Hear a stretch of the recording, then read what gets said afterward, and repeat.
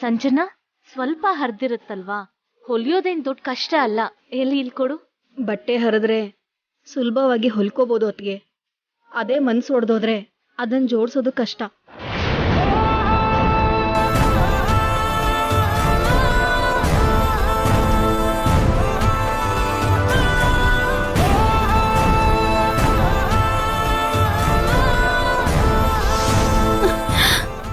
ನನ್ನ dress veil ಹರಿದೋಗಿದೆ.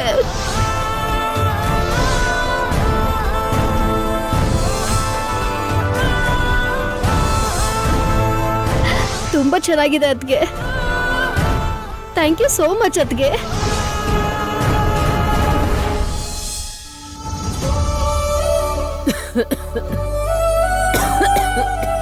ಅಜ್ಜಿ,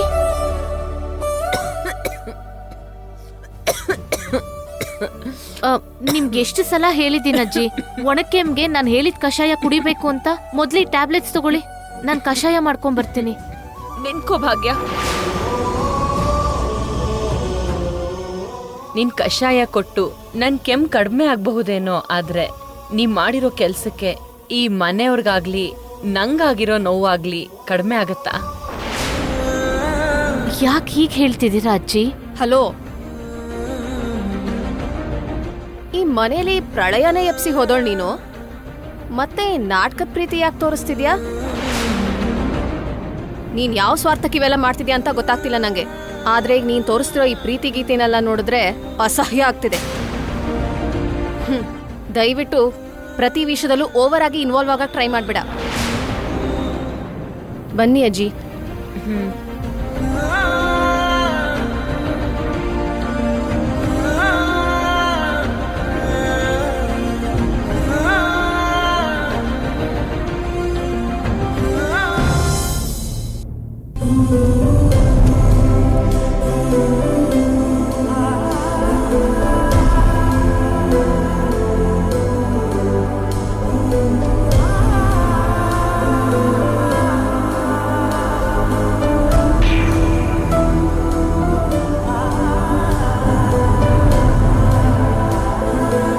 ಏನ್ ಸುಧೀರ್, ಮುಖ ಸಪ್ಪಗಿಟ್ಕೊಂಡು ಬಡಿಸ್ತಿದ್ಯಲ್ಲ, ಸ್ವಲ್ಪ ನಗ್ನಗ್ತಾ ಬಡಿಸ್ಬೋದಲ್ವಾ?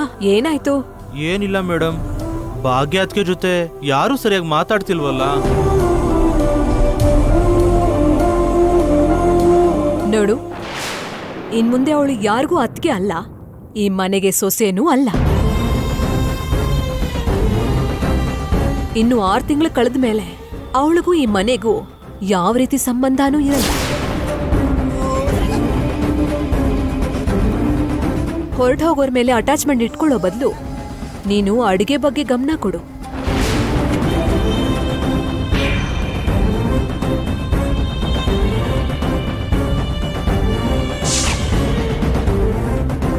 ನಿಂತ್ಕೋ ಭಾಗ್ಯ.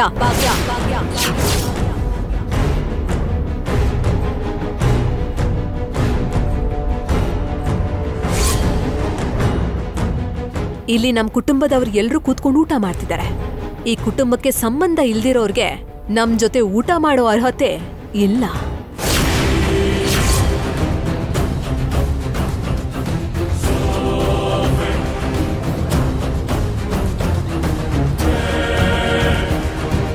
ಯಾವಾಗ ನೀನ್ ಈ ಮನೆಯಿಂದ ಕಾಲ್ ಹೊರಗಿಟ್ಟಿಯೋ, ಯಾವಾಗ ಡಿವೋರ್ಸ್ ಬೇಕು ಅಂತ ಕೇಳಿದ್ಯೋ, ಆವಾಗ್ಲೇ ನೀನ್ ಈ ಮನೆ ಸೊಸೆ ಅನ್ನೋ ಸ್ಥಾನನ ಕಳ್ಕೊಂಡಿದ್ಯಾ.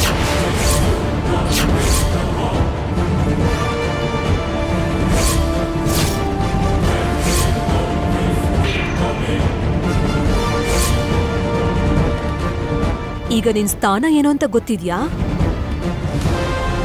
ಈ ಮನೆಯಲ್ಲಿ ಕೆಲ್ಸಕ್ ಬಾರ್ದಿರೋ ವಸ್ತುಗಳು ಹೊರಗಿರೋರು ಹೇಗೋ, ನೀನು ಕೂಡ ಹಾಗೆ.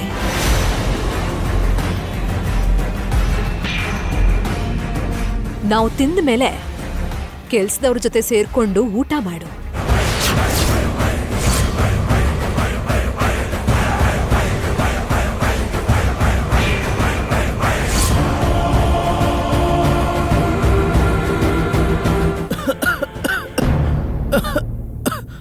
ಮಾವ, ಸ್ವಲ್ಪ ನೀರ್ ಕುಡಿರಿ.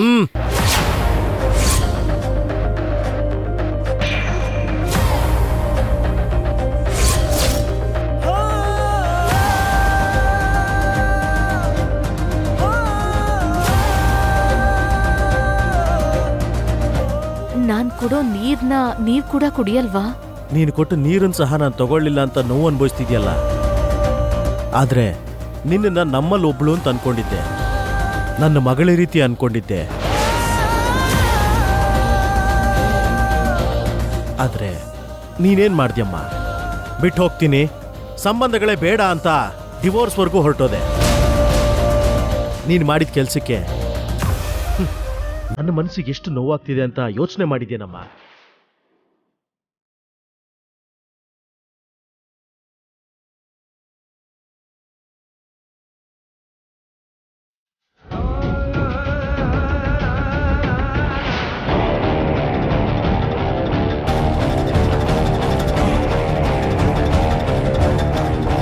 ನೋಡು ಭಾಗ್ಯ, ಅರವಿಂದಕ್ಕ ಬರ್ತಿದ್ದಾರೆ. ನಿನ್ನ ಇಲ್ಲಿ ನೋಡಿದ್ರೆ ಬೆಂಕಿಗೆ ಉಪ್ಪು ಹಾಕಿದ ಹಾಗೆ ಸಿಡಿದ್ ಬೀಳ್ತಾಳೆ. ನಾವೆಲ್ಲ ಸ್ವಲ್ಪ ನೆಮ್ಮದಿಯಿಂದ ತಿನ್ಬೇಕು ಅಂದ್ರೆ ದಯವಿಟ್ಟು ನೀನ್ ಇಲ್ಲಿಂದ ಹೋಗು.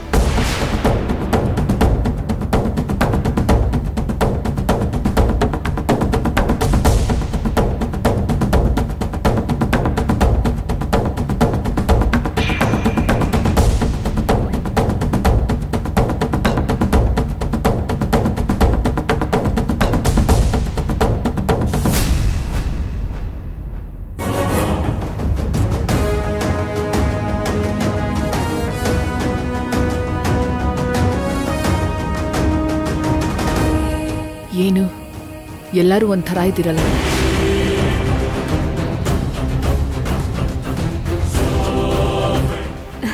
ಏನೂ ಇಲ್ಲಕ್ಕ, ನೀನಿನ್ನೂ ಬರ್ಲಿಲ್ವಲ್ಲ ಅನ್ಕೊಳ್ತಿದ್ವಿ, ಅಷ್ಟಲ್ಲೇ ನೀನ್ ಬಂದೆ.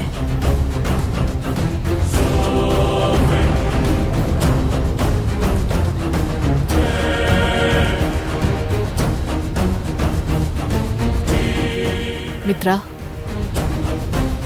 What happened? ತಿಂದೆ ಏನ್ ಯೋಚನೆ ಮಾಡ್ತಾ ಇದ್ಯಾ? ಏನೂ ಇಲ್ಲಮ್ಮ.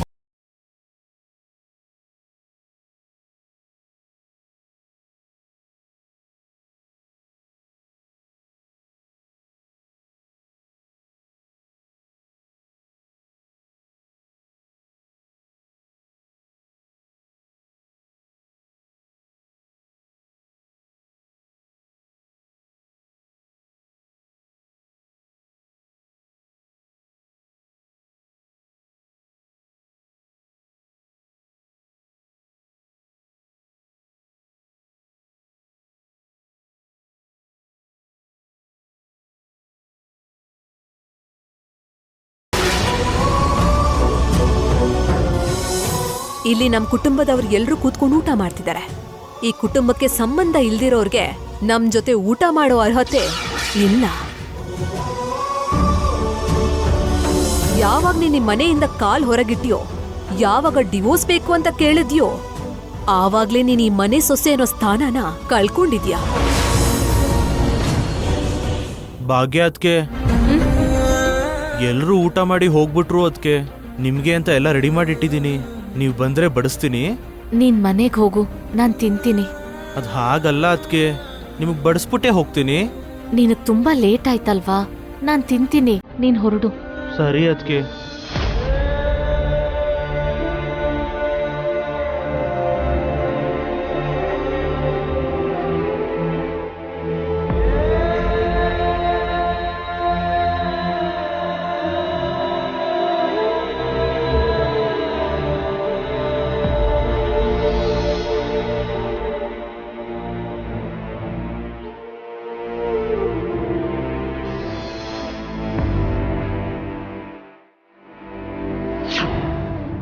ಭಾಗ್ಯ ಆಗ್ಲಿ, ಜಾಹ್ನವಿ ಆಗ್ಲಿ, ನಾಣಿ ಆಗ್ಲಿ ಎಷ್ಟು ವಿನಯದಿಂದ ನಡ್ಕೋತಿದ್ದಾರೆ.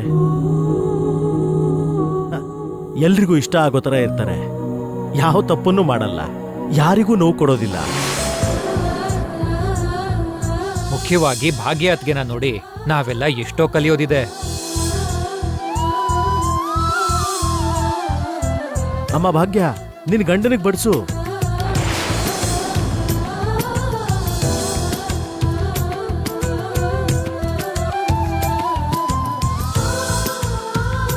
ಅಜ್ಜಿ, ಡಿನ್ನರ್ಗೆಲ್ಲ ರೆಡಿ ಮಾಡಿ ಇಟ್ಟಿದ್ದೀನಿ, ಬನ್ನಿ. ನಂಗೆ ಹಸಿವಾಗ್ತಿಲ್ಲಪ್ಪ. ಸರ್, ನೀವು ವಿವೇಕಣ್ಣ, ನೀವಾದ್ರೂ ಬನ್ನಿ. ನಂಗೂ ಕೂಡ ಹಸುವಾಗ್ತಾ ಇಲ್ಲ. ನೀವೆಲ್ಲ ಯಾಕೆ ಹಸ್ವಿಲ್ಲ ಅಂತಿದಿರೋ ನನ್ಗೆ ಅರ್ಥ ಆಯ್ತು. ದಯವಿಟ್ಟು ನನ್ ಬಗ್ಗೆ ಯೋಚನೆ ಮಾಡ್ಬೇಡಿ. ನೀನೇನಾದ್ರೂ ಹೇಳು ಭಾಗ್ಯ, ನೀನ್ ತಿನ್ನೋವರೆಗೂ ನಾವು ತಿನ್ನಲ್ಲ.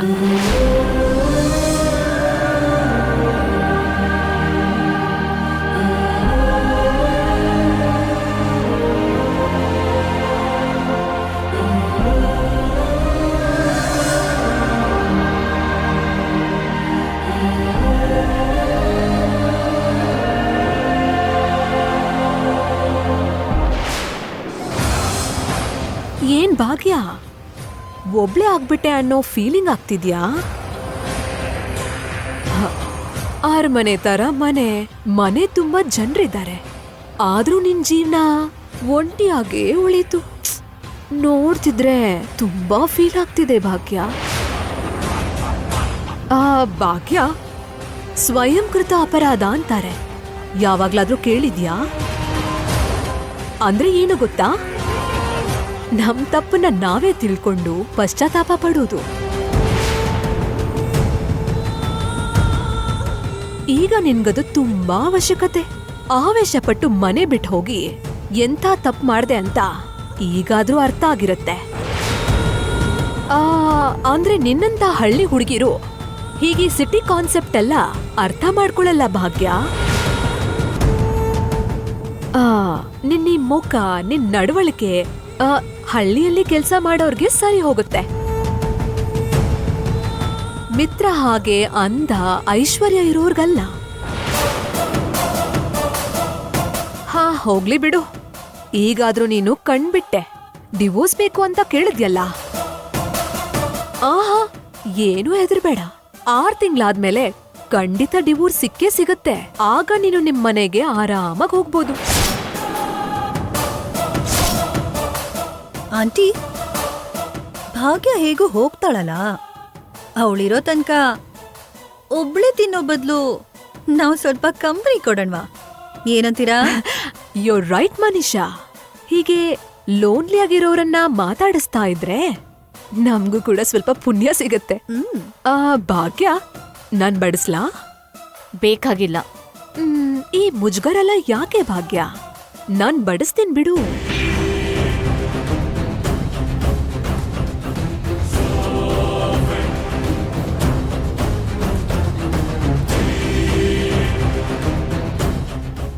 What is this aunty? ಸ್ವಲ್ಪ ಸ್ವಲ್ಪ ಹಾಕ್ತಿದ್ದೀರಲ್ಲ, ಅಷ್ಟು ಬಡಿಸಿ.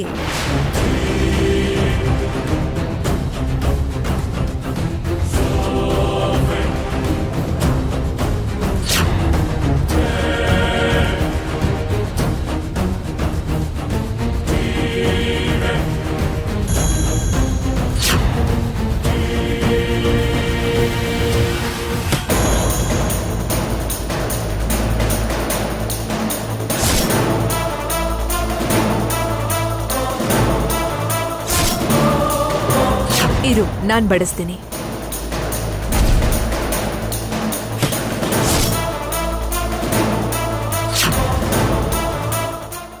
ಅಯ್ಯೋ ಭಾಗ್ಯ, ನನ್ ಕೈಯಾರೆ ಬಡಿಸೋಣ ಅಂದ್ರೆ ಹೀಗೆಲ್ಲ ನೆಲದ ಪಾಲಾಗೋಯ್ತಲ್ಲ. ಇವಾಗ ಏನ್ ತಿಂತೀಯ ಭಾಗ್ಯ? ತಿನ್ನಕ್ಕೂ ಕೂಡ ಏನು ಇಲ್ವಲ್ಲ. ಪಾಪ, ನೀರ್ ಕುಡ್ದು ಮಲ್ಕೊಳ್ತೀಯಾ?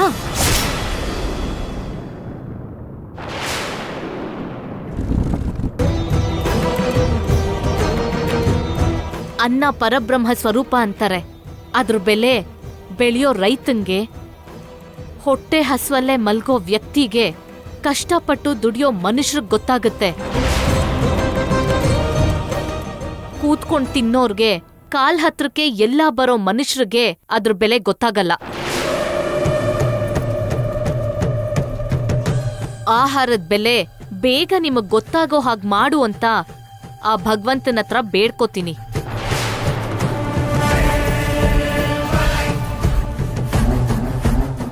ಇಲ್ಲಿವರೆಗೂ ನೀವ ಬೆಲೆ ತಿಳ್ಕೊಳ್ದೆ ಇದ್ದಿದ್ದಕ್ಕೆ ಕ್ಷಮ್ಸು ಅಂತಾನು ನಾನ್ ಕೇಳ್ಕೊತೀನಿ. ಏನ್ ಭಾಗ್ಯ, ಇದು ನಾನೇನೋ ಬೇಕಂತ ಮಾಡಿರೋ ಹಾಗೆ ಹೇಳ್ತಿದ್ಯಲ್ಲ? ಬೇಕು ಅಂತಾನೆ ಮಾಡಿದ್ರೋ ಇಲ್ವೋ ಅಂತ ನಿಮ್ಗೂ ಗೊತ್ತು, ನನ್ಗೂ ಗೊತ್ತು. ಇನ್ ನೀವ್ ಹೋಗ್ಬೋದು.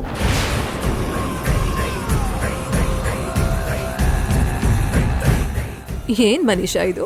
ನಾನೆಲ್ಲೋ ಬೇಕು ಅಂತ ಮಾಡಿರೋ ಹಾಗೆ ಹೇಳ್ತಿದ್ದಾಳೆ. ಅರೆ ಟೂ ಮಚ್ ಆಗಿ ಮಾಡ್ತಿದ್ದಾಳೆ. ಹೋಗ್ಲಿ ಪಾಪ ಅಂತ ಬಡ್ಸಿದ್ರೆ ಅವಳಿಗಿಷ್ಟ ಬಂದಂಗೆ ನನ್ನ ಹತ್ರ ಮಾತಾಡ್ತಿದ್ದಾಳೆ. ಛೇ,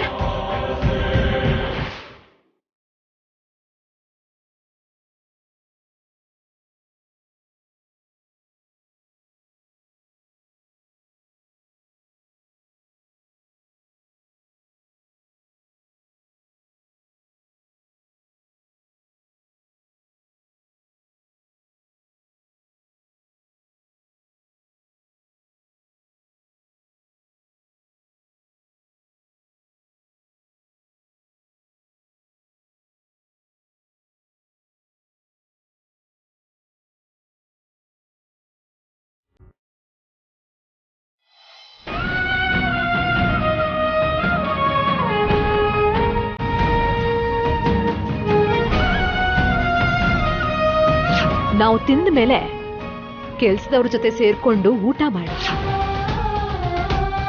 ಅರವಿಂದಕ್ಕ ಬರ್ತಿದ್ದಾರೆ. ನಿನ್ನೆಲ್ಲಿ ನೋಡಿದ್ರೆ ಬೆಂಕಿಗೆ ಉಪ್ಪು ಹಾಕಿದ ಹಾಗೆ ಸಿಡಿದ್ ಬೀಳ್ತಾಳೆ. ನಾವೆಲ್ಲ ಸ್ವಲ್ಪ ನೆಮ್ಮದಿಯಿಂದ ತಿನ್ಬೇಕು ಅಂದ್ರೆ ದಯವಿಟ್ಟು ನೀನ್ ಇಲ್ಲಿಂದ ಹೋಗಿ.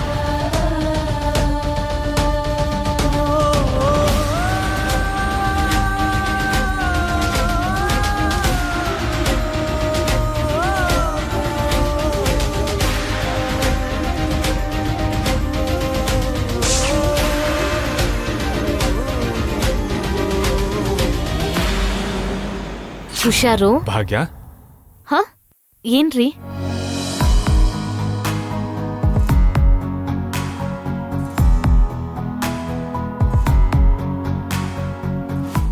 ಏನ್ರಿ ಇದು? ಊಟ ಮಾಡಿಲ್ಲ ಅಂದ್ಯಲ್ಲ, ಅದಕ್ಕೆ ನಿನ್ಗೋಸ್ಕರ ಅಂತ ತಂದೆ.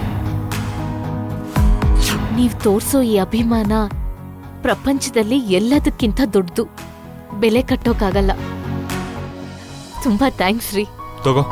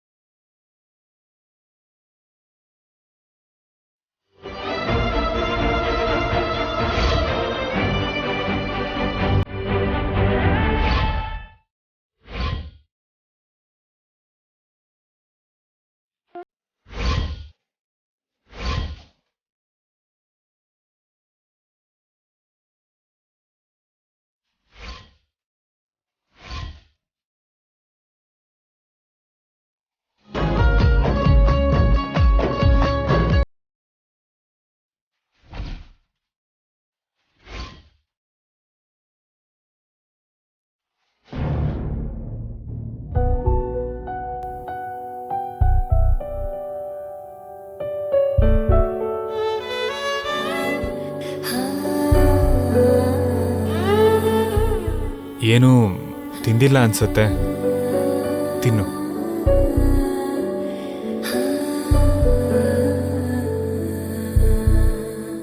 ನಾನು ನಿನ್ ಮೇಲಿರೋ ಪ್ರೀತಿಗೆ ಅಥವಾ ಅಭಿಮಾನಕ್ಕೆ ತಂದಿದ್ದೀನಿ ಅನ್ಕೊಂಡಿದ್ಯೇನೋ? ಹಾಗೆಲ್ಲ ಏನೂ ಇಲ್ಲ. ನೀನಿಲ್ಲಿ ಊಟ ಮಾಡಿಲ್ಲ ಅಂತ, ನಿನಗೆ ಕಷ್ಟ ಆಗ್ತಿದೆ ಅಂತ ಪೊಲೀಸಿಗೆ ಇನ್ಫಾರ್ಮ್ ಮಾಡಿದ್ರೆ ಆಗ ಹೋಗೋದು ನಮ್ಮನೆ ಮರ್ಯಾದೆ. ಪರಿಸ್ಥಿತಿ ಅಲ್ಲಿವರೆಗೂ ಹೋಗ್ಬಾರ್ದು ಅಂತ, ಮನೆಯವರು ಎಲ್ಲರ ಮುಂದೆ ತಲೆ ತಗ್ಗಿಸ್ಬಾರ್ದು ಅಂತ ನಾನು ಇದನ್ನ ಮಾಡ್ಕೊಂಡು ಬಂದೆ ಅಷ್ಟೇ. ನನ್ ಮೇಲ್ ಪ್ರೀತಿ ಇಲ್ಲ ಅನ್ನೋದು ನಿಮ್ ಪ್ರೇಯಸಿ ಕುತ್ತಿಗೆ ತಾಳಿ ಕಟ್ಟೋಕೆ ನೀವ್ ಹೊರಟಾಗ್ಲೇ ನನಗರ್ಥ ಆಯ್ತು. ಈಗ ಪ್ರತ್ಯೇಕವಾಗಿ ನನಗೆ ಹೇಳೋ ಅಗತ್ಯ ಇಲ್ಲ. ಪ್ರೀತಿ ಇಲ್ಲ ಅಂತ ತೋರ್ಸೋ ಅಗತ್ಯನೂ ಇಲ್ಲ. ಸರಿ ಸರಿ, ಅದನ್ನೆಲ್ಲ ಪಕ್ಕಕ್ಕಿಡೋ, ಮೊದಲು ತಿನ್ನು. ಆಗಿರೋ ಗಾಯಕ್ಕೆ ಸೂಜಿಯಿಂದ ಚುಚ್ಚುತ್ತಾ ಅದ್ರ ಮೇಲೆ ಔಷಧಿನ ಹಚ್ತಿರೋ ಹಾಗಿದೆ ನಿಮ್ ರೀತಿ. ನನ್ನ ಹೊರ್ಗಿನೊಳ್ ಹಾಗೆ ನೋಡ್ತಾ ನನ್ನಿಂದ ಈ ಮನೆ ಮರ್ಯಾದೆ ಹೋಗುತ್ತೆ ಅಂತ ಹೇಳ್ತಾ ತಿನ್ನು ಅಂತಿರಲ್ಲ, ಈಗ ನಿಜವಾಗ್ಲೂ ನಾನು ಮನಸ್ಫೂರ್ತಿಯಾಗಿ ತಿಂತೀನಿ ಅಂದ್ಕೊಂಡ್ರ? ಇದ್ನ ತಿಂದು ಹೊಟ್ಟೆ ತುಂಬಿಸ್ಕೊಂಡು ಕಣ್ತುಂಬ ನಿದ್ರೆ ಮಾಡ್ತೀನಿ ಅನ್ಕೊಂಡ್ರ?